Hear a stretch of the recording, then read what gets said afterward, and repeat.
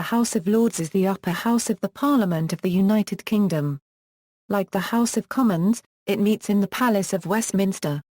Bills can be introduced into either the House of Lords or the House of Commons. Members of the Lords may also take on roles as government ministers. The House of Lords has its own support services, separate from the Commons, including the House of Lords Library. Unlike the elected House of Commons, most new members of the House of Lords are appointed. Membership of the House of Lords is made up of Lords Spiritual and Lords Temporal. There are currently 26 Lords Spiritual who sit in the Lords by virtue of their ecclesiastical role in the established Church of England. The Lords Temporal make up the rest of the membership. Of these, the majority are life peers who are appointed by the monarch on the advice of the Prime Minister, or on the advice of the House of Lords Appointments Commission. The rest are hereditary peers. Membership was once a birthright of all hereditary peers, other than those in the Peerage of Ireland. Under the House of Lords Act 1999, the right to membership was restricted to 92 hereditary peers. Since the vast majority of hereditary peerages can only be inherited by males, only 2 of these 92 are currently women. The number of members is not fixed. As of July 24, 2014, the House of Lords has 775 members, unlike the House of Commons, which has a 650-seat fixed membership. The House of Lords scrutinizes bills that have been approved by the House of Commons. It regularly reviews and amends bills from the Commons. While it is unable to prevent bills passing into law, except in certain limited circumstances, it can delay bills and force the Commons to reconsider their decisions. In this capacity, the Lords acts as a check on the House of Commons that is independent from the electoral process. In addition to its role as the upper house, until the establishment of the Supreme Court in 2009, the House of Lords, through the Law Lords, acted as the final court of appeal in the British judicial system. The Queen's speech is delivered in the House of Lords during the state opening of Parliament. The House also has a Church of England role, in that church measures must be tabled within the House by the Lords Spiritual. History: today's Parliament of the United Kingdom largely descends, in practice, from the Parliament of England, though the Treaty of Union of 1706 and the Acts of Union that ratified the treaty in 1707 created a new Parliament of Great Britain to replace the Parliament of England and the Parliament of Scotland. This new Parliament was, in effect, the continuation of the Parliament of England with the addition of 45 MPs and 16 peers to represent Scotland.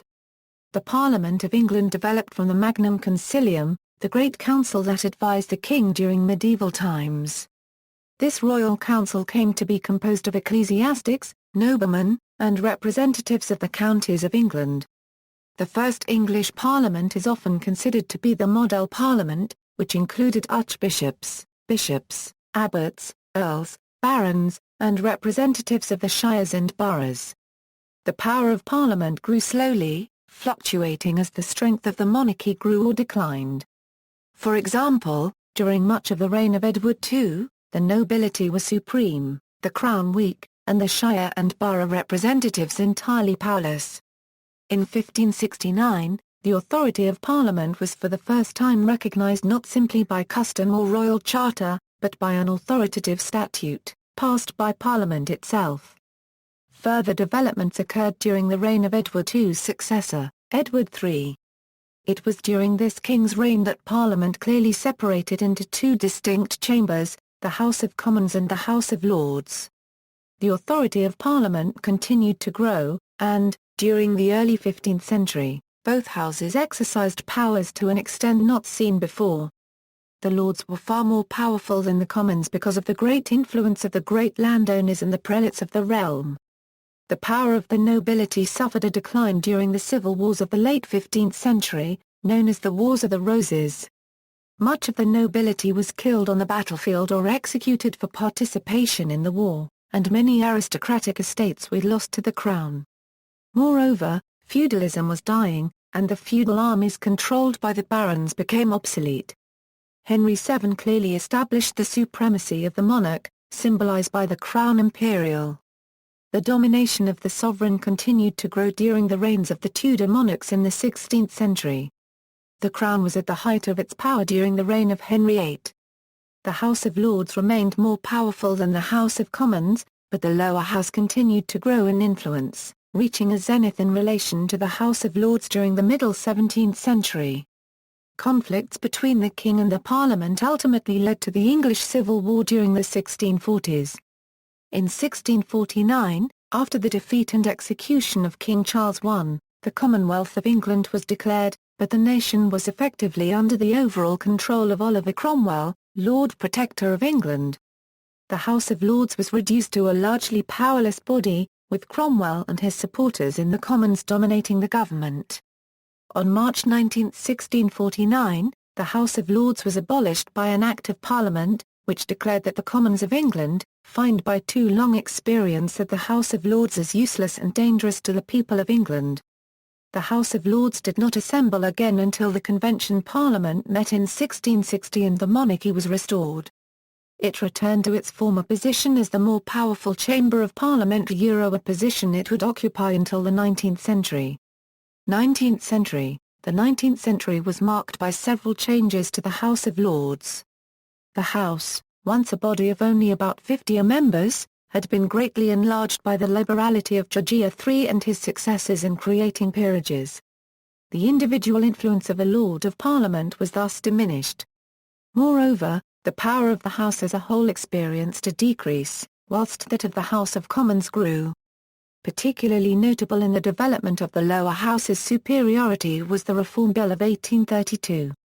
The electoral system of the House of Commons was not, at the time, democratic. Property qualifications greatly restricted the size of the electorate, and the boundaries of many constituencies had not been changed for centuries. Entire cities such as Manchester were not represented by a single individual in the House of Commons, but the 11 voters of Old Sarum retained their ancient right to elect 2 members of Parliament. A small borough was susceptible to bribery, and was often under the control of a patron, whose nominee was guaranteed to win an election. Some aristocrats were patrons of numerous pocket boroughs, and therefore controlled a considerable part of the membership of the House of Commons. When the House of Commons passed a reform bill to correct some of these anomalies in 1831, the House of Lords rejected the proposal. The popular cause of reform, however, was not abandoned by the ministry, despite a second rejection of the bill in 1832. Prime Minister Earl Grey advised the King to overwhelm opposition to the bill in the House of Lords by creating about 80 new pro-reform peers. William IV originally balked at the proposal, which effectively threatened the opposition of the House of Lords, but at length relented. Before the new peers were created, however, the Lords who opposed the bill admitted defeat, and abstained from the vote, allowing the passage of the bill. The crisis damaged the political influence of the House of Lords, but did not altogether end it. Over the course of the century, however, the power of the upper house experienced further erosion, and the Commons gradually became the stronger House of Parliament. 20th century, the status of the House of Lords returned to the forefront of debate after the election of a Liberal government in 1906. In 1909, the Chancellor of the Exchequer, David Lloyd George, introduced into the House of Commons the People's Budget, which proposed a land tax targeting wealthy landowners. The popular measure, however, was defeated in the heavily conservative House of Lords. Having made the powers of the House of Lords a primary campaign issue, the Liberals were narrowly re-elected in January 1910. Prime Minister H. H. Asquith then proposed that the powers of the House of Lords be severely curtailed. After a general election in December 1910, the Asquith government secured the passage of a bill to curtail the powers of the House of Lords. The Parliament Act 1911 effectively abolished the power of the House of Lords to reject legislation, or to amend in a way unacceptable to the House of Commons. Most bills could be delayed for no more than 3 parliamentary sessions or 2 calendar years. It was not meant to be a permanent solution. More comprehensive reforms were planned. Neither party, however, pursued the matter with much enthusiasm, and the House of Lords remained primarily hereditary. In 1949, the Parliament Act reduced the delaying power of the House of Lords further to 2 sessions or 1 year. In 1958, the predominantly hereditary nature of the House of Lords was changed by the Life Peerages Act 1958, which authorised the creation of life baronies, with no numerical limits. The number of life peers then gradually increased, though not at a constant rate.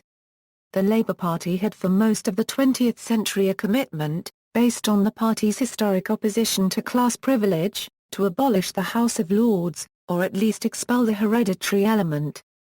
In 1968, the Labour government of Harold Wilson attempted to reform the House of Lords by introducing a system under which hereditary peers would be allowed to remain in the House and take part in debate, but would be unable to vote. This plan, however, was defeated in the House of Commons by a coalition of traditionalist Conservatives and Labour members who continued to advocate the outright abolition of the upper house. When Michael Foot attained the leadership of the Labour Party in 1980, abolition of the House of Lords became a part of the party's agenda. Under his successor, Neil Kinnock, however, a reformed upper house was proposed instead. In the meantime, the creation of hereditary peerages has been arrested, with the exception of 3 creations during the administration of the Conservative Margaret Thatcher in the 1980s. Whilst some hereditary peers were at best apathetic, the Labour Party's clear commitments were not lost on Baron Siddeley, who for decades was considered an expert on the House of Lords. In December 1979, the Conservative Monday Club published his extensive paper entitled Lords Reform Euro, Why Tamper with the House of Lords? And in July 1980 the monarchist carried another article by Lord Siddeley entitled Why Reform or Abolish the House of Lords? In 1990 he authored a further booklet for the Monday Club entitled The Preservation of the House of Lords. Lords Reform. 1997 Euro 2010, the Labour Party included in its 1997 general election manifesto a commitment to remove the hereditary peerage from the House of Lords. Their subsequent election victory in 1997 under Tony Blair finally heralded the demise of the traditional House of Lords. The Labour government introduced legislation to expel all hereditary peers from the upper house as a first step in Lords reform. As a part of a compromise, however, it agreed to permit 92 hereditary peers to remain until the reforms were complete. Thus all but 92 hereditary peers were expelled under the House of Lords Act 1999, making the House of Lords predominantly an appointed house. Since 1999 however, no further reform has taken place. The Waukegan Commission proposed introducing a 20% elected element to the Lords, but this plan was widely criticised. A joint committee was established in 2001 to resolve the issue, but it reached no conclusion and instead gave Parliament 7 options to choose from. In a confusing series of votes in February 2003, all of these options were defeated although the 80% elected option fell by just 3 votes in the Commons. Socialist MPs favouring outright abolition voted against all the options. In 2005 a cross-party group of senior MPs published a report proposing that 70% of members of the House of Lords should be elected €1 each member for a single long-term €1 by the single transferable vote system. Most of the remainder were to be appointed by a commission to ensure a mix of skills, knowledge and experience. This proposal was also not implemented. A cross-party campaign initiative called Elect the Lords was set up to make the case for a predominantly elected second chamber in the run-up to the 2005 general election. At the 2005 election, the Labour Party proposed further reform of the Lords, but without specific details. The Conservative Party, which had, prior to 1997, opposed any tampering with the House of Lords, favoured an 80% elected second chamber, while the Liberal Democrats called for a fully elected Senate. During 2006, a cross-party committee discussed Lords reform, with the aim of reaching a consensus. Its findings were published in early 2007. On March 7, 2007, members of the House of Commons voted 10 times on a variety of alternative compositions for the upper chamber. Outright abolition, a wholly appointed House, a 20% elected House, a 40% elected House, a 50% elected House and a 60% elected House were all defeated in turn. Finally the vote for an 80% elected chamber was won by 305 votes to 267, and the vote for a wholly elected chamber was won by an even greater margin, 337 to 224. Significantly, this last vote represented an overall majority of MPs, giving it political authority. Furthermore, examination of the names of MPs voting at each division showed that, of the 305 who voted for the 80% elected option, 211 went on to vote for the 100% elected option.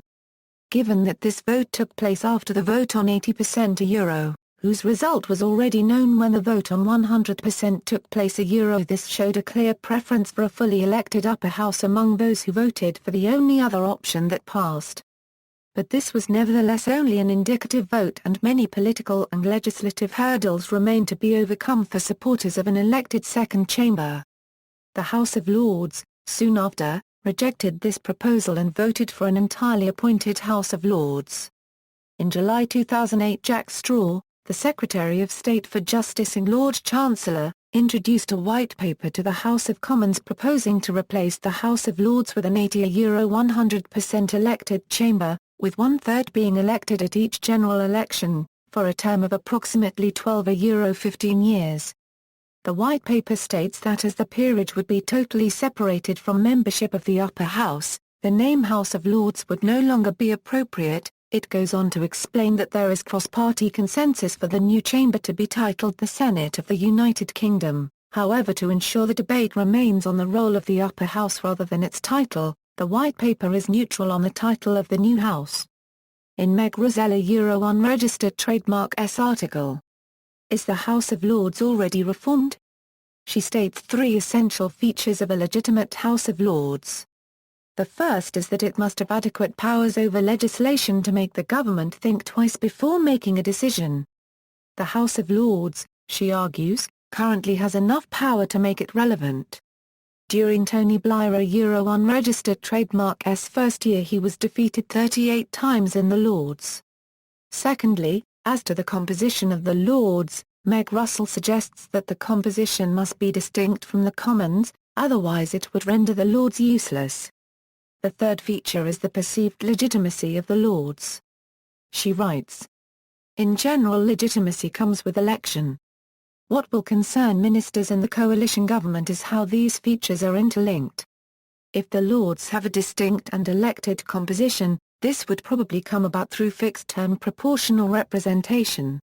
If this happens, then the perceived legitimacy of the Lords could arguably outweigh the legitimacy of the Commons. This would especially be the case if the House of Lords had been elected more recently than the House of Commons, as it could be said to reflect the will of the people better than the Commons. In this scenario, there may well come a time when the Lords twice reject a bill from the Commons and it is forced through. This would in turn trigger questions about the amount of power the Lords should have, and there would be pressure for it to increase. This hypothetical process is known as the circumnavigation of power theory.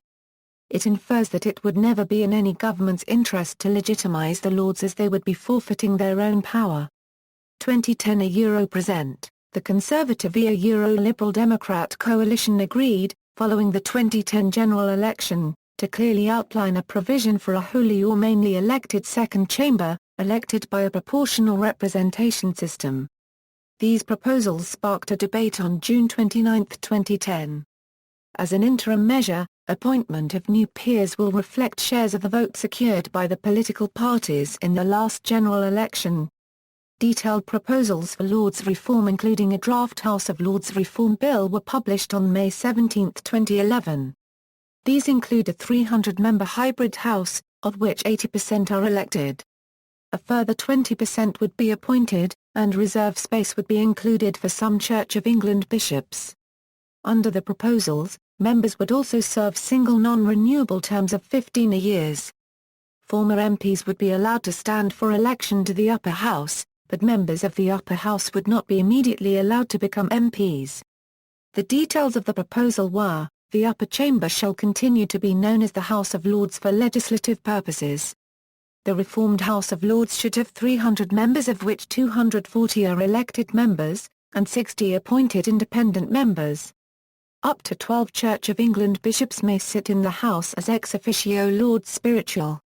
Elected members will serve a single, non-renewable term of 15 years. Elections to the reformed Lords should take place at the same time as elections to the House of Commons. Elected members should be elected using the single transferable vote system of proportional representation.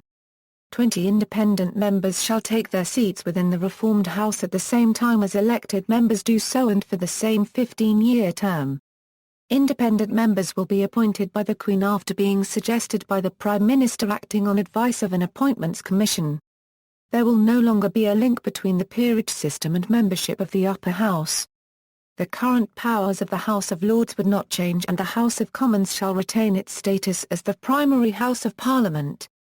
The proposals were considered by a joint committee on House of Lords reform made up of both MPs and peers, which issued its final report on April 23, 2012, making the following suggestions. The reformed House of Lords should have 450 members. Party groupings, including the crossbenchers, should choose which of their members are retained in the transition period, with the percentage of members allotted to each group based on their share of the peers with high attendance during a given period. Up to 12 Lords Spiritual should be retained in a reformed House of Lords. 2013 Private Members Bill. A private members bill to introduce some reforms was introduced by Dan Biles in 2013. The House of Lords Reform Act received the royal assent in 2014. Under the new law, all peers can retire or resign from the chamber.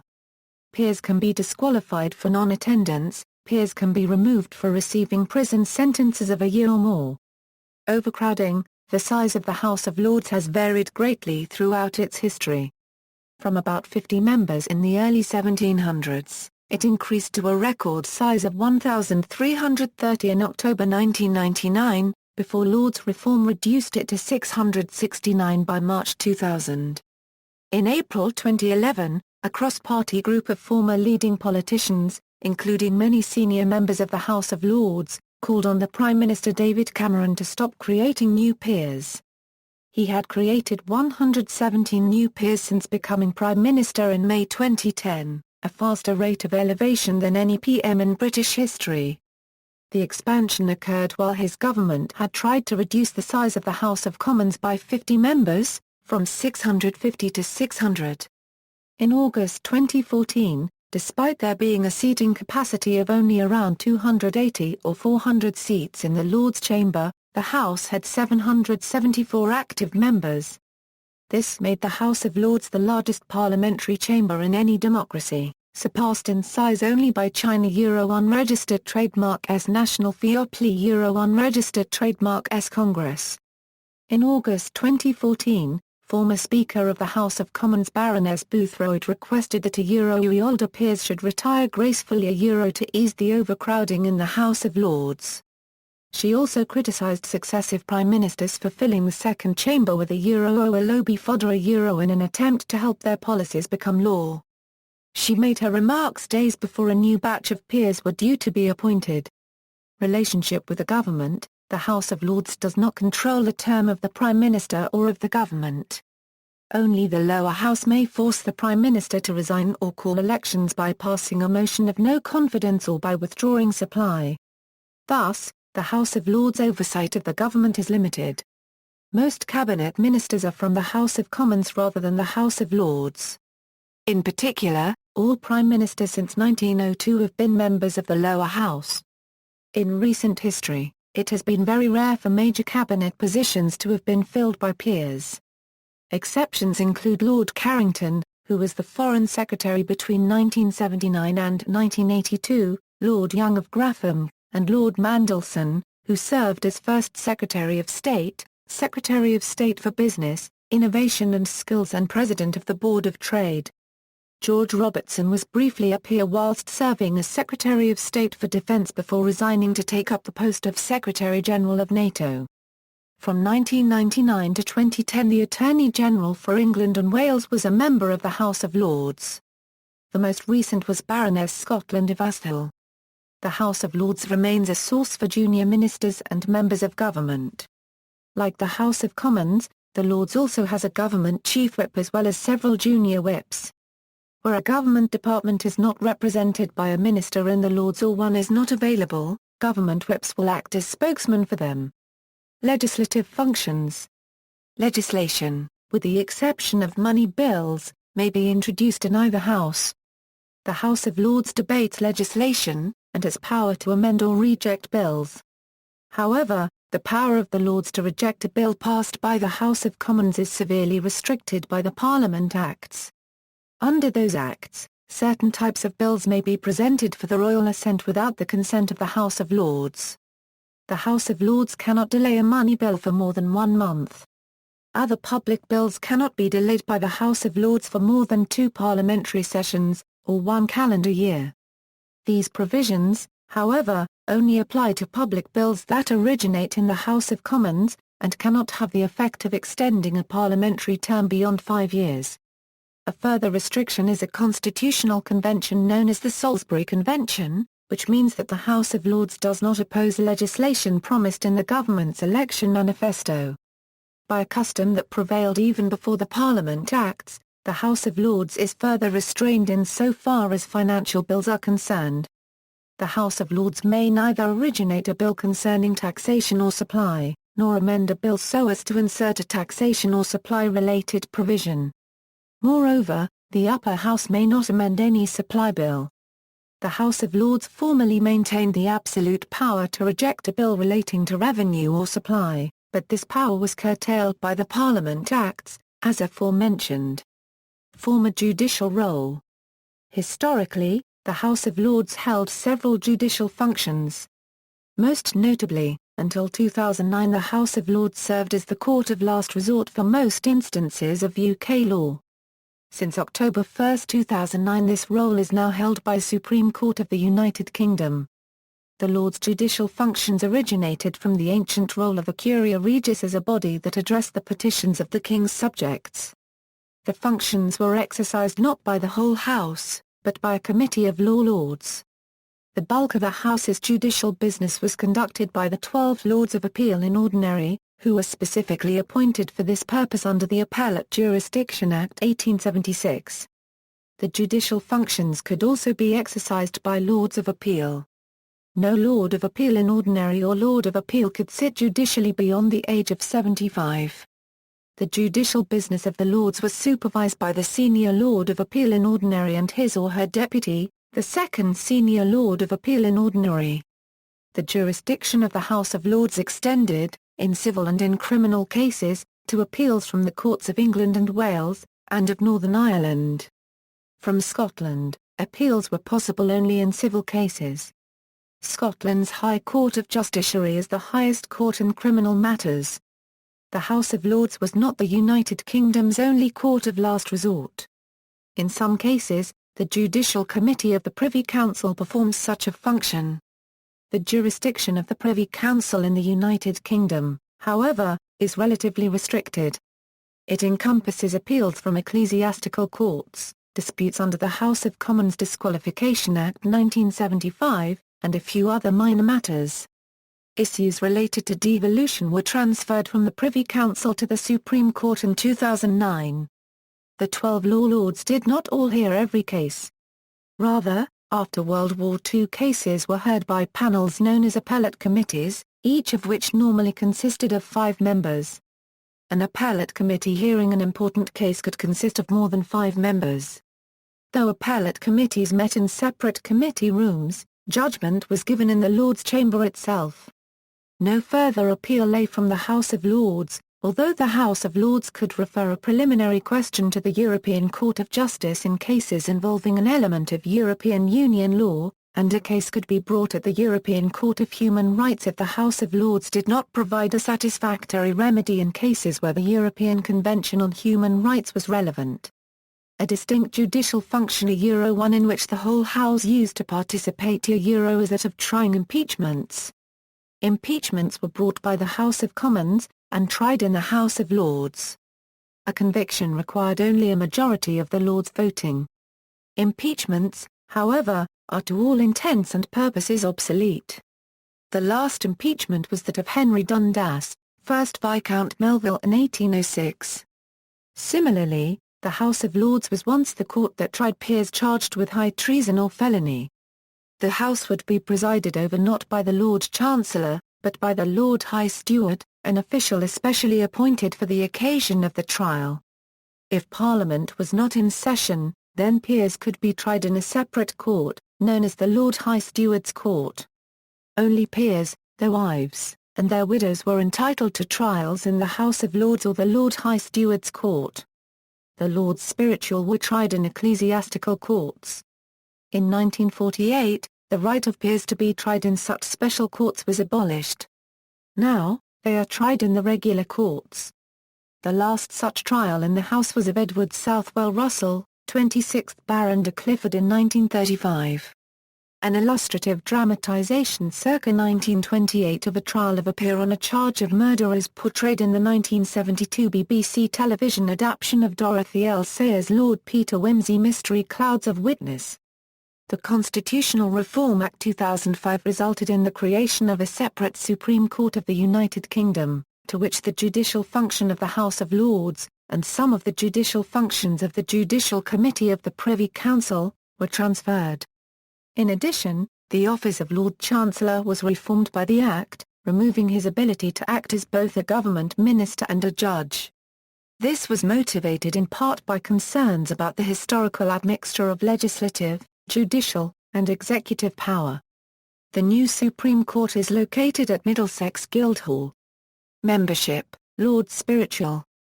Members of the House of Lords who sit by virtue of their ecclesiastical offices are known as Lords Spiritual. Formerly, the Lords Spiritual were the majority in the English House of Lords, comprising the Church's archbishops, bishops, abbots, and those priors who were entitled to wear a mitre. After the English Reformation's high point in 1539, only the archbishops and bishops continued to attend, as the dissolution of the monasteries had just disproved of and suppressed the positions of abbot and prior. In 1642, during the few Lords' gatherings convened during English interregnum which saw periodic war, the Lords Spiritual were excluded altogether, but they returned under the Clergy Act 1661. The number of Lords Spiritual was further restricted by the Bishopric of Manchester Act 1847, and by later acts. The Lords Spiritual can now number no more than 26. These are the Archbishop of Canterbury, the Archbishop of York, the Bishop of London, the Bishop of Durham, the Bishop of Winchester and the 21 longest-serving bishops from other dioceses in the Church of England. The current Lords Spiritual represent only the Church of England. Bishops of the Church of Scotland traditionally sat in the Parliament of Scotland but were finally excluded in 1689 when the Church of Scotland became permanently Presbyterian. There are no longer bishops in the Church of Scotland in the traditional sense of the word, and the Church has never sent members to sit in the Westminster House of Lords.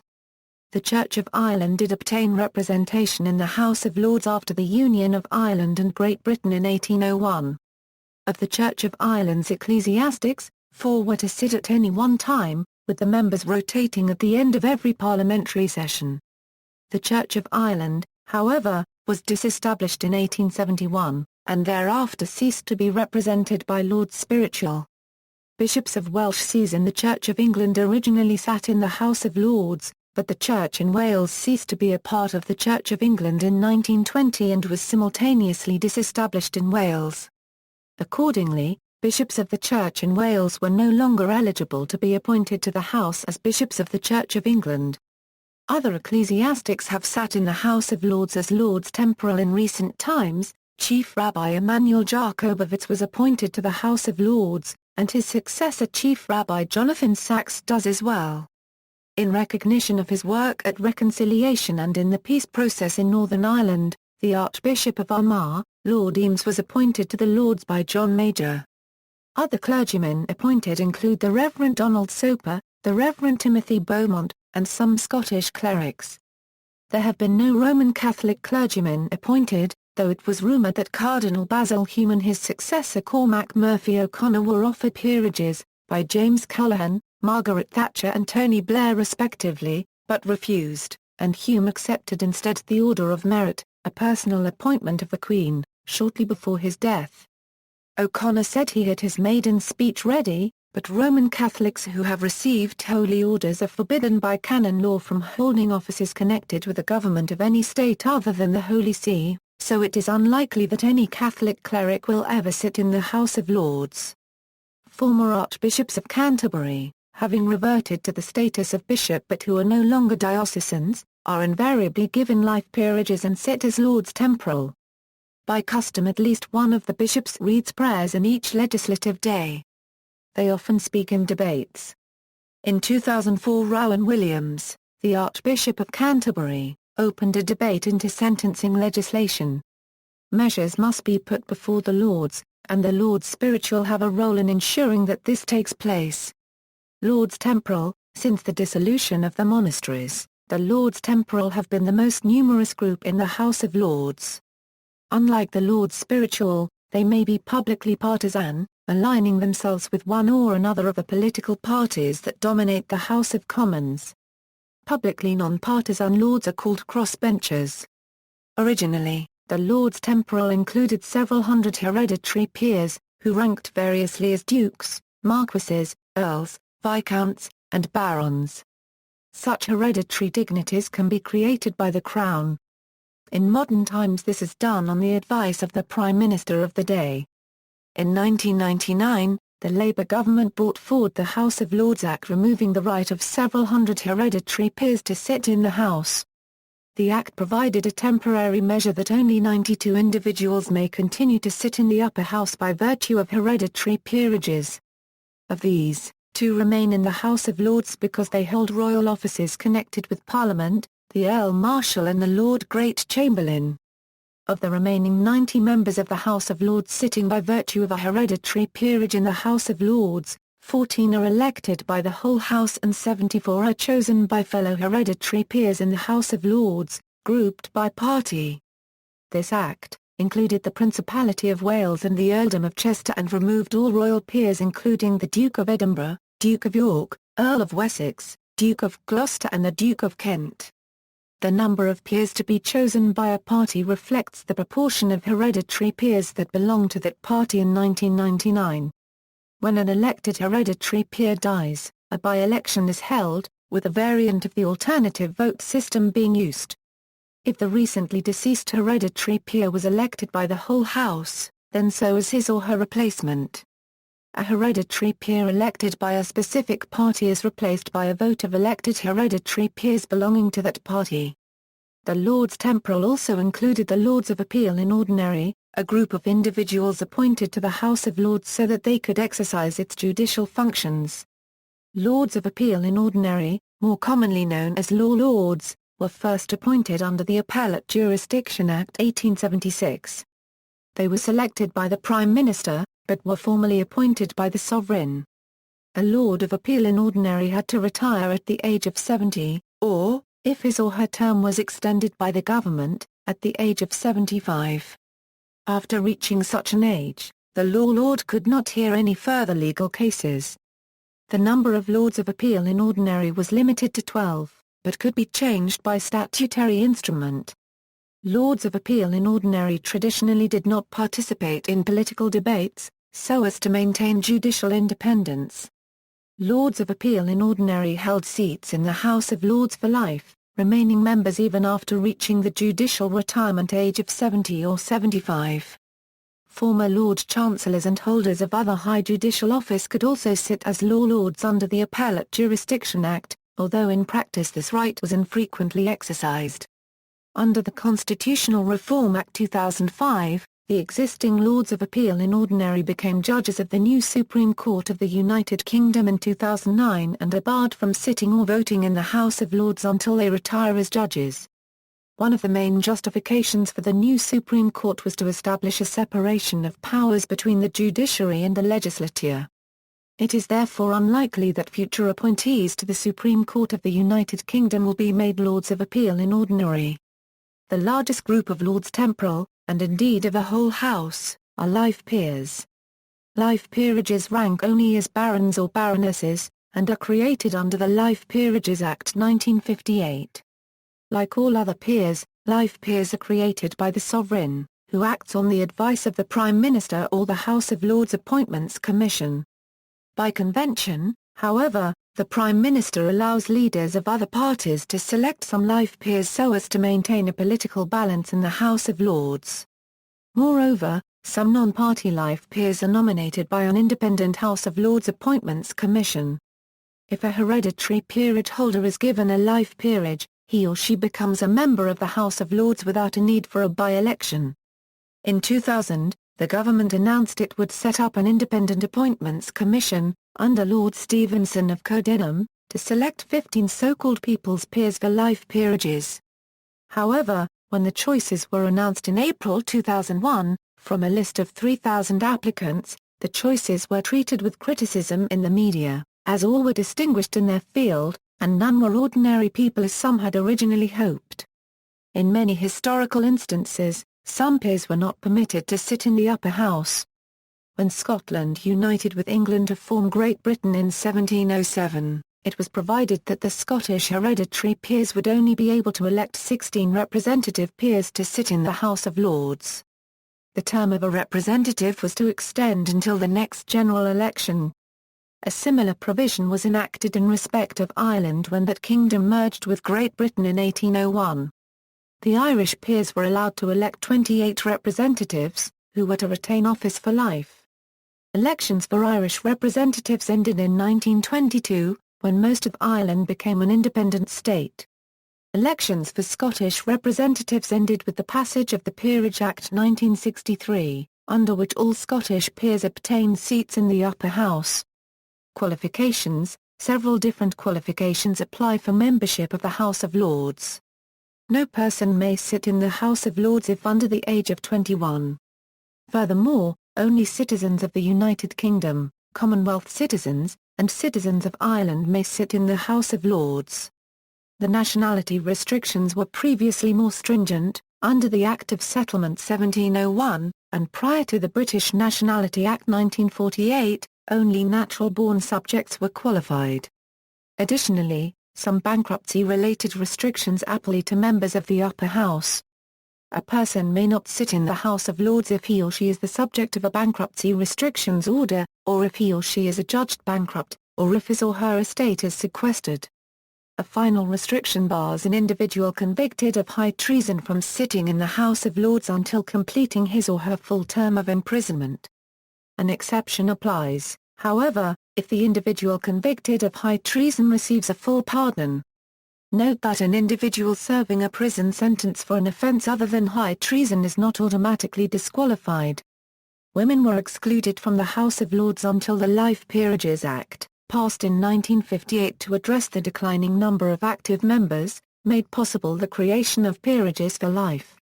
Women were immediately eligible and 4 were among the first life peers appointed. However, hereditary peeresses continued to be excluded until the passage of the Peerage Act 1963. Since the passage of the House of Lords Act 1999, hereditary peeresses remain eligible for election to the upper house. There are 2 among the 90 hereditary peers who continue to sit. Officers: traditionally the House of Lords did not elect its own Speaker, unlike the House of Commons.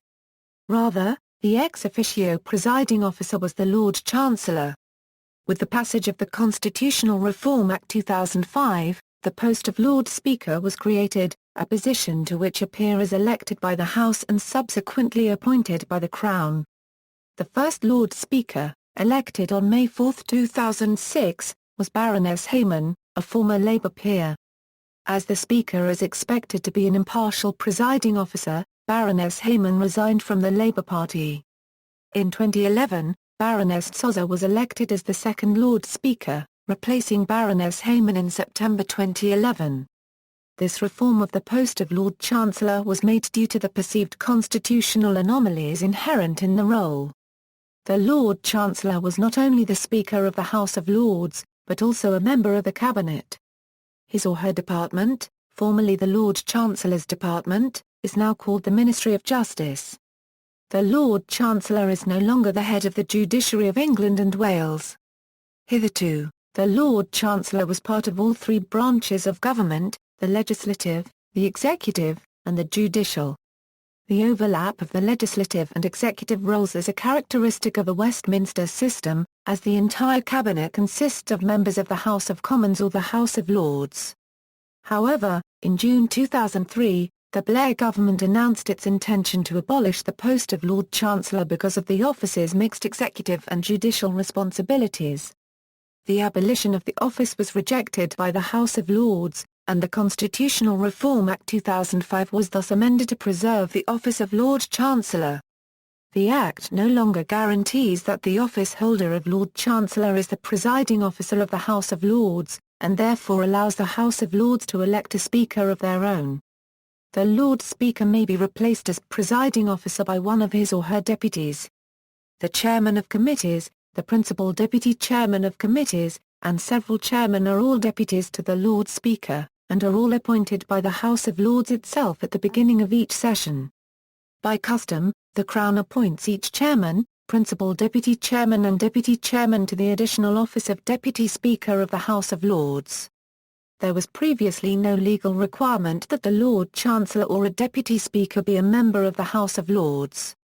Whilst presiding over the House of Lords, the Lord Chancellor traditionally wore ceremonial black and gold robes.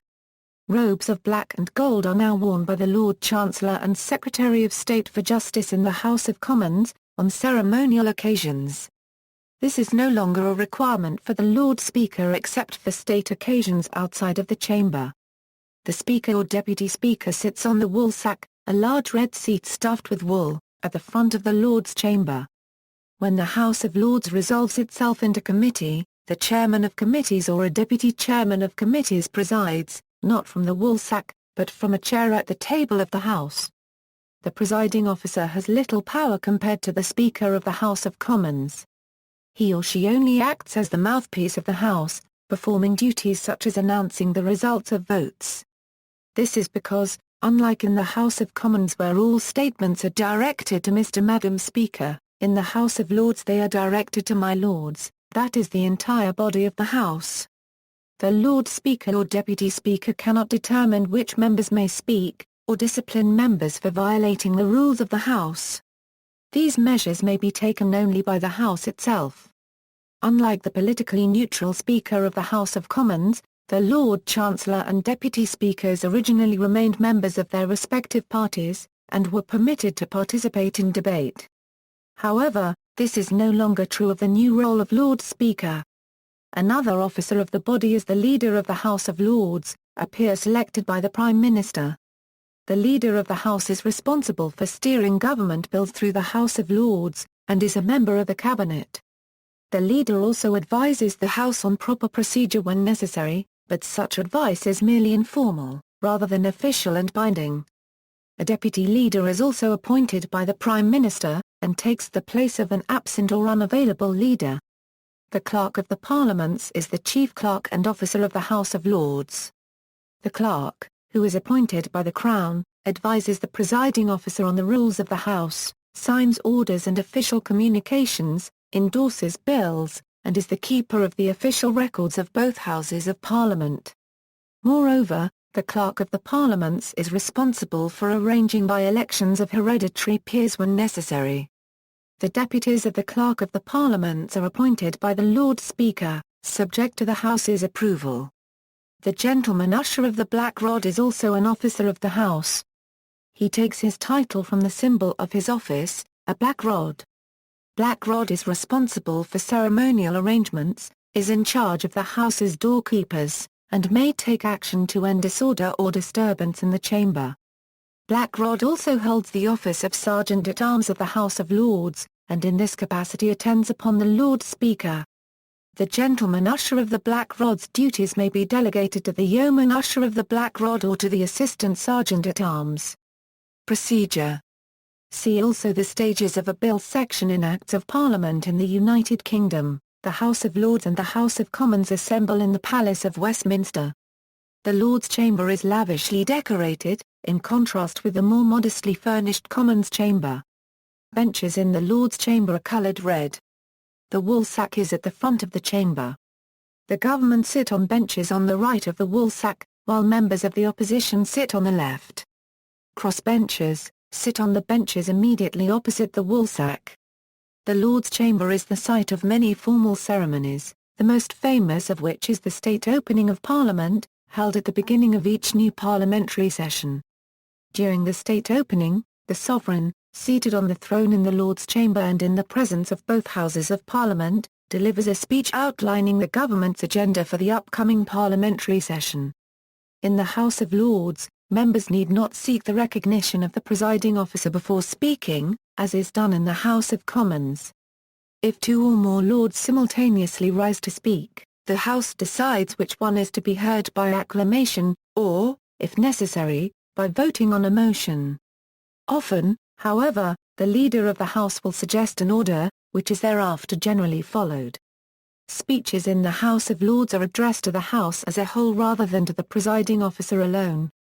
Members may not refer to each other in the second person, but rather use third-person forms such as the noble Duke, the noble Earl, the noble Lord, my noble friend, the most reverend primate, etc. Each member may make no more than one speech on a motion, except that the mover of the motion may make one speech at the beginning of the debate and another at the end. Speeches are not subject to any time limits in the House. However, the House may put an end to a speech by approving a motion that the noble lord be no longer heard. It is also possible for the House to end the debate entirely, by approving a motion that the question be now put. This procedure is known as closure, and is extremely rare. Once all speeches on a motion have concluded, or closure invoked, the motion may be put to a vote. The House first votes by voice vote. The Lord Speaker or Deputy Speaker puts the question, and the Lords respond either content, or not content. The presiding officer then announces the result of the voice vote, but if his assessment is challenged by any Lord, a recorded vote known as a division follows. Members of the House enter one of two lobbies on either side of the chamber, where their names are recorded by clerks.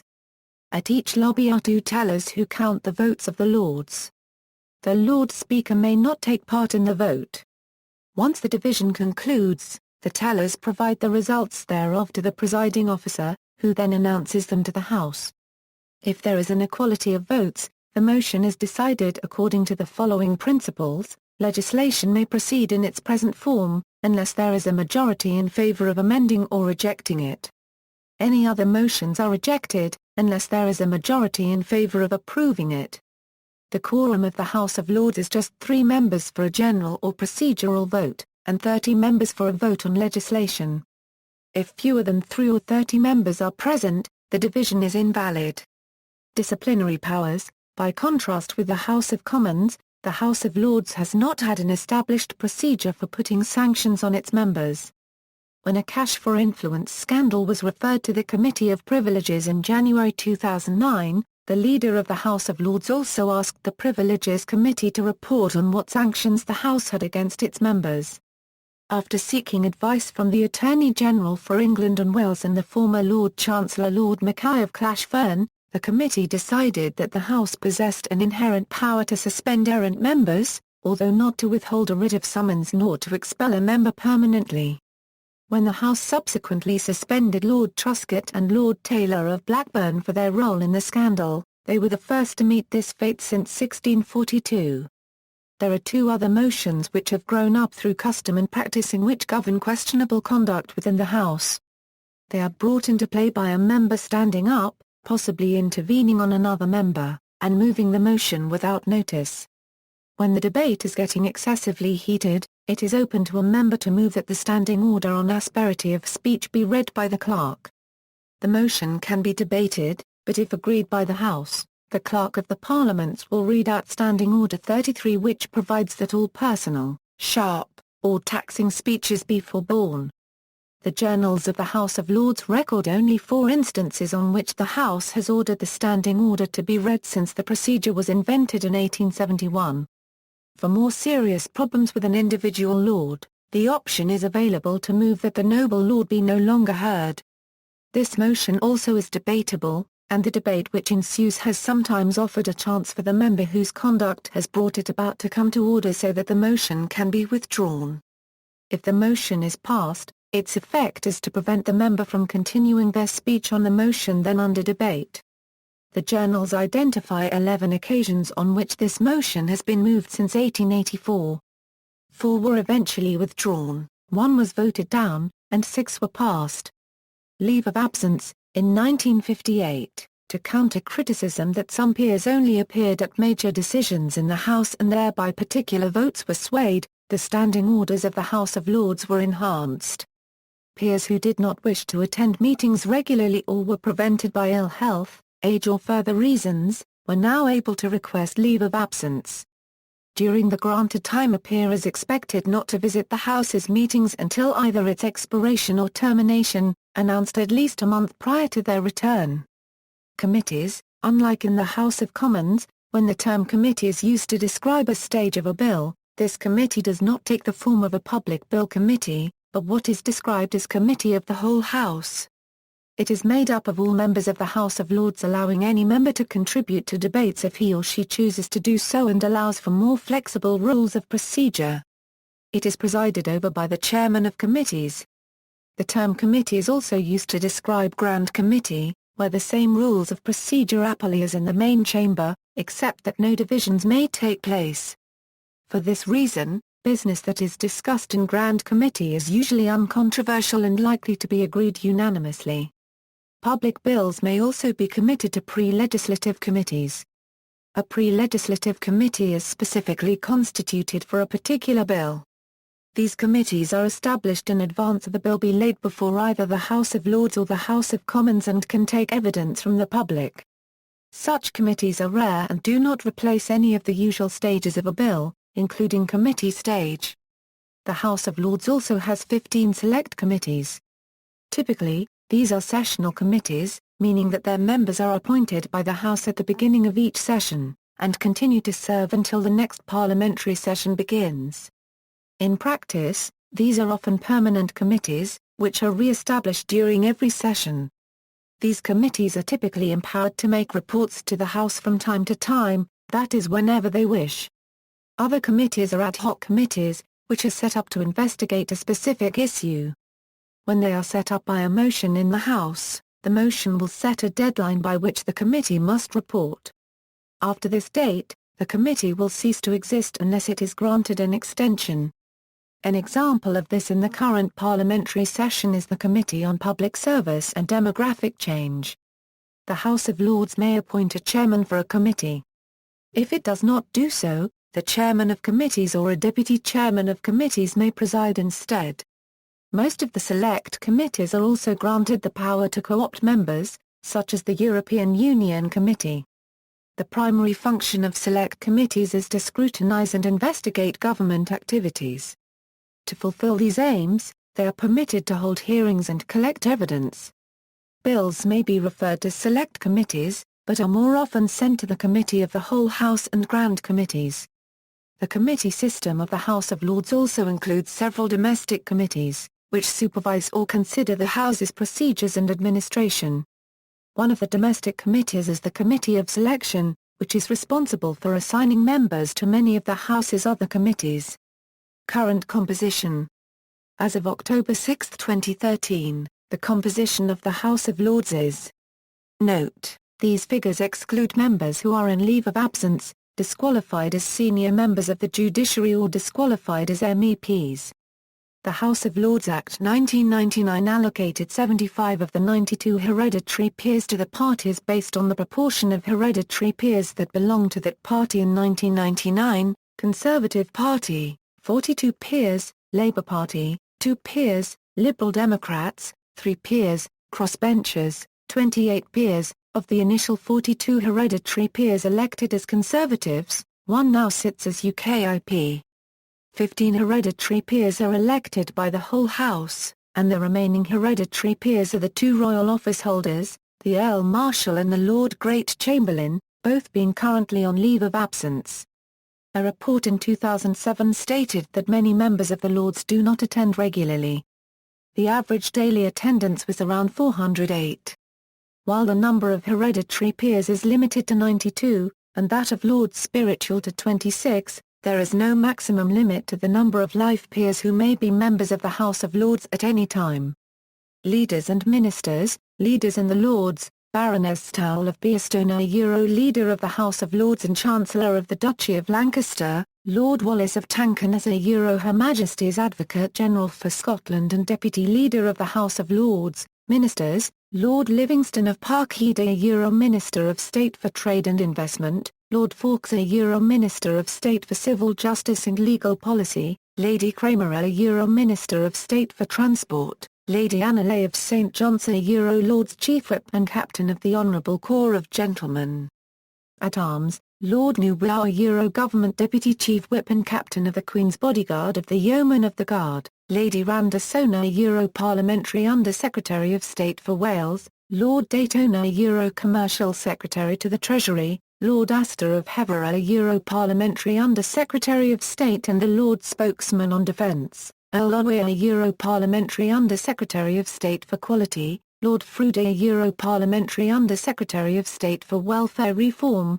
Lady Verma Parliamentary Under Secretary of State for Energy and Climate Change and Government Whip, Lord de Mauley Parliamentary Under Secretary of State for Natural Environment and Science, Viscount Younger of Leckay Parliamentary Under Secretary of State for Intellectual Property, Lord Taylor of Holbeach Parliamentary Under Secretary of State for Criminal Information, Ladies Towle of Beestone Parliamentary Under Secretary of State for Communities and Local Government, see also, Lord-in-Waiting, Gunpowder Plot, Constitution Committee, House of Lords Library, Introduction Ceremony, Parliamentary Archives, Irish House of Lords, Reform of the House of Lords, Overseas Counterparts, Extant, House of Ackie of the Cook Islands, House of Nobility, Defunct. Irish House of Lords, Chamber of Peers, Chamber of Peers, Chamber of Peers, House of Peers, Prussian House of Lords, References. Bibliography, Carroll, Alex. Constitutional and Administrative Law. Pearson Longman. ISBN A978-1-4058-1231-3. Hayter, Paul. Companion to the Standing Orders and Guide to the Proceedings of the House of Lords. Her Majesty's Stationery Officer, Jones, Bill. Dennis Kavanagh. Michael Moran. Philip Norton. Politics UK. Pearson Education. ISBN A978-1-4058-2411-Hayter, Loveland, Ian. Constitutional Law, Administrative Law and Human Rights. Oxford University Press. ISBN A978-0-19-921974-2. Shell, Donald. The House of Lords. Manchester University Press. ISBN A0-7190-5443-5. Further reading, Harry Jones. Liberalism and the House of Lords, The Story of the Veto Battle, 1832–1911. London, Matthew and A. Smith, Philip Vernon. The House of Lords and a Nation. London A. External links, Official House of Lords website, Official House of Lords Publications website, Archives of the House of Lords.